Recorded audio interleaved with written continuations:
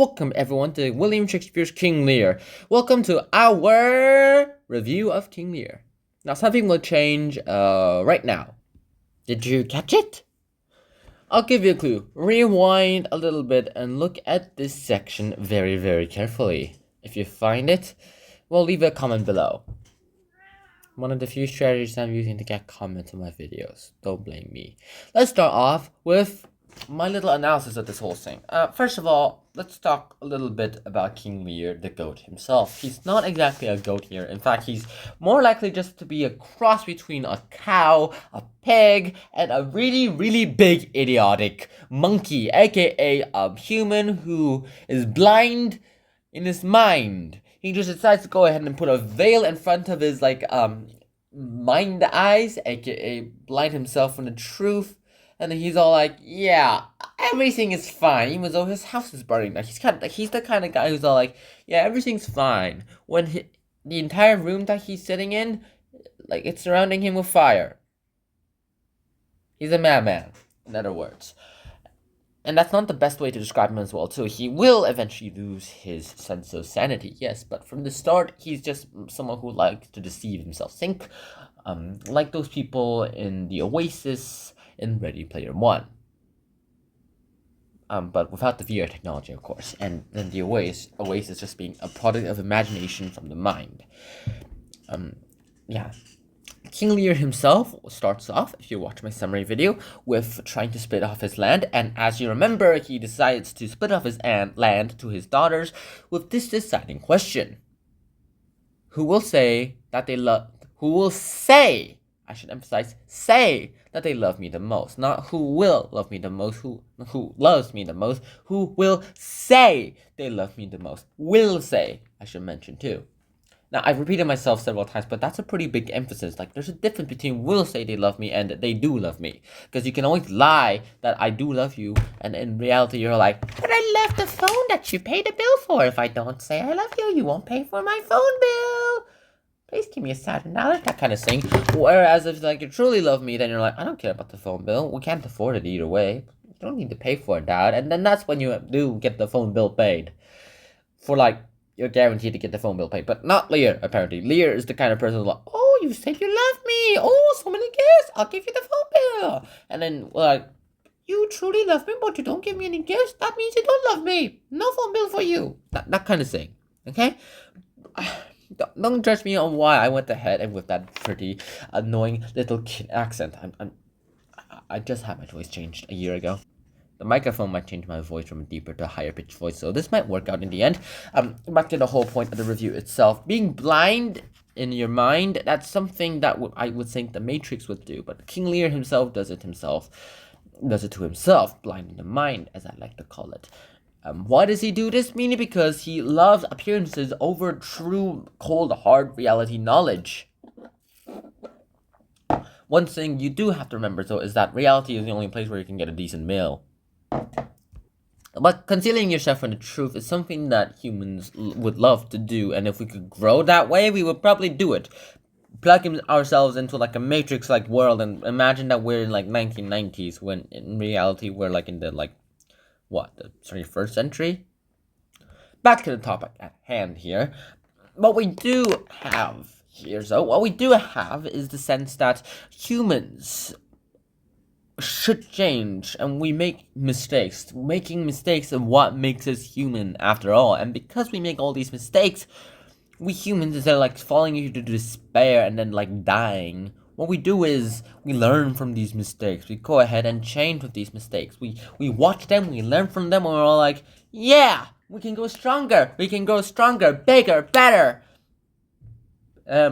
bulkier, more smarter, that kind of thing, and more words. But King Lear himself is pretty much the epitome of the opposite of all that. He himself is just someone who goes ahead and makes sure that I don't want to change. I want to build this world and act like it's a stamp box. I want to be king, but in name only, and I only want the perks. I don't want to do any work. He's like the kind of guy who's like, yeah, I'll just present the whole thing. You guys make the whole thing. And I don't think I made this thing because I'm presenting the whole thing myself. Yeah, I'm gonna chill, bro. I'm gonna chill for 9 weeks. You do the homework, I'll present the homework. He's like that kind of guy. He doesn't exactly do the work, but he shows it like he's done the work, or at least part of the work, at least. I know it because I used to be that kind of guy, or at least I was not allowed to do it, or I could not understand it because of something called language barrier. Just note that I can speak 3 languages, one super fluently, the one I'm speaking right now, the other 2 conversationally wise. I'm sad to regret I cannot exactly go ahead and have mastered my mother tongue. Back to my point. This is pretty dangerous. A human who goes ahead and builds his own little world within his own little imagination. This is something that we would probably call a madman. And I know this myself because I'm literally experiencing from this myself. I create this little imagination kind of world, but that's a completely different thing from what King Lear is doing. What I'm doing, I wouldn't call that madman style. I'm like very far away from like mental illness kind of level. King Lear, he's already approached mental illness level, and he's intentionally putting himself into this mental illness level. Now, what does this have to do with you? Well, personally, I connect with King Lear quite a lot. Like I also did several things that I regret. I also made sure that like what I'm doing is like I didn't look. I made sure that I intentionally didn't see what the consequences of my actions were in like the 6th and 7th grade. Oh shoot, 6-7. Personally, I prefer 6-1. That was not intentional. I literally did do something in like the 6th grade and the chief grade. Good luck understanding all that. Either in the end, I do regret doing this and like going ahead and blinding myself from the fire that was around me in the room, and like this is fine. It's definitely not fine, but luckily in the 8th grade I finally went ahead and made myself, okay, there's a fire in the room, let's take it out. And I'm still taking it out to this day. Like there's still a fire around me in this room, there's still consequences in this room that will probably take me like several years to smoke it away, to go ahead and quench all entirely. I'm just masking it. You think I'm the perfect guy with like perfect scores, perfect test scores, perfect grade scores? No. I'm definitely not that kind of guy, as other people might actually think of me.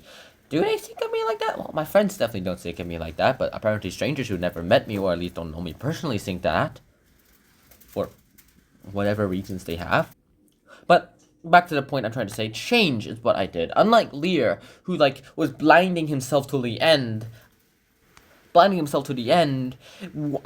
was able to go ahead and change all this. Like King Lear, or else, like, if I didn't do that, I fear I might have ended up like King Lear. All the way to my old age, I would be in this trapped fire room, and I'd be like burning. I only have my skeleton left, and my brain left, arguably, and then my heart and lungs, and every other organ that I need to stay alive, which is pretty much every organ. And then I'm all like, this is fine. This is fine. This is super fine. And then I'm like, this is not fine. And then I die. I would probably end up like that, but I'm kind of glad that starting afresh was able to get me out of this loop and loop. King Lear himself didn't bother starting afresh. He just decided to start at the bottom. And from someone who became a king to become someone as low as a peasant, you know how that feels. And you know that's not going to feel right for King Lear. And he's already losing his sense of perception of reality at the time, so probably not the best and finest moment of his career. So, what can you relate to King Lear?